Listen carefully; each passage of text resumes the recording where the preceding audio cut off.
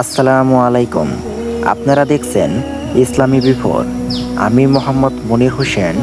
আজ জানবেন এমন এক বীরের গল্প, যিনি তলোয়ার হাতে কাঁপিয়ে দিয়েছিলেন বিশাল রোমান সাম্রাজ্য।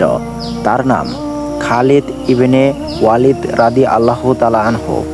আর ঘটনা ঐতিহাসিক মুতার যুদ্ধ। সাল 8 হিজরি। রাসূলুল্লাহ একটি চিঠি পাঠালেন রোমান শাসকের কাছে ইসলামের দাওয়াত দিতে, কিন্তু সেই দূতকে নৃশংসভাবে হত্যা করা হলো। এটা ছিল রাষ্ট্রীয়ভাবে যুদ্ধের ঘোষণা। তখন রাসূল সাল্লাল্লাহু আলাইহি ওয়াসাল্লাম ঘোষণা দিলেন, 3000 সাহাবাকে পাঠানো হবে বিশ্বের সবচেয়ে বড় বাহিনী রোমানদের বিরুদ্ধে। তাদের সংখ্যা ছিল 2 লাখ। রাসূল সাল্লাল্লাহু আলাইহি ওয়াসাল্লাম 3 জন নেতার নাম নিলেন। 1 যায়েদ ইবনে হারিসা রাদিয়াল্লাহু তাআলা আনহু, 2 জাফর ইবনে আবু তালিব রাদিয়াল্লাহু তাআলা আনহু, 3 আব্দুল্লাহ ইবনে রাওয়াহা রাদিয়াল্লাহু তাআলা আনহু। উদ্দেশ্য যুদ্ধ নয়, বিচার চাওয়া। কিন্তু রোমানরা প্রস্তুত ছিল ভয়ঙ্কর হামলার জন্য।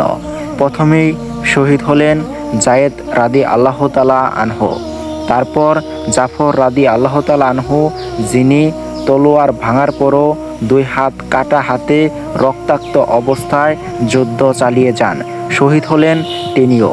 তারপর শহীদ হলেন আব্দুর রাদিয়াল্লাহু তাআলা আনহু। এবার ময়দানে নামলেন খালিদ রাদিয়াল্লাহু তাআলা আনহু। সবেমাত্র ইসলাম ধর্ম গ্রহণ করেছেন, কিন্তু সেই সাহস, সেই কৌশল, তিনি কমান্ডো হলেন। 3000 মুসলমান, 2 লক্ষ রোমান বাহিনী। তলোয়ার ভেঙে গেছে 9টি, কিন্তু হাল ছাড়েননি।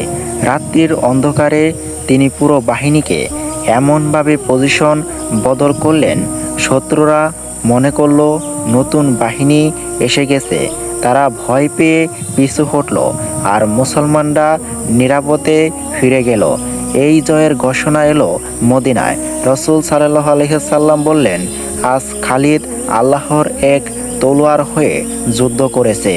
আর তখন থেকেই তার নাম হয়ে গেল সাইফুল্লাহ, অর্থাৎ আল্লাহর তলোয়ার। দিন শেষে ইসলামী বার্তা।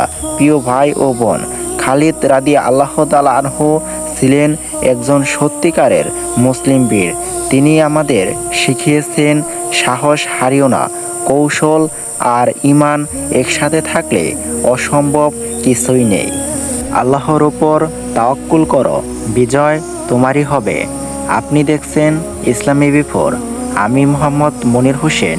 এমন আরও ঐতিহাসিক কাহিনী পেতে সাবস্ক্রাইব করুন, কমেন্ট করুন আর শেয়ার করে দেন।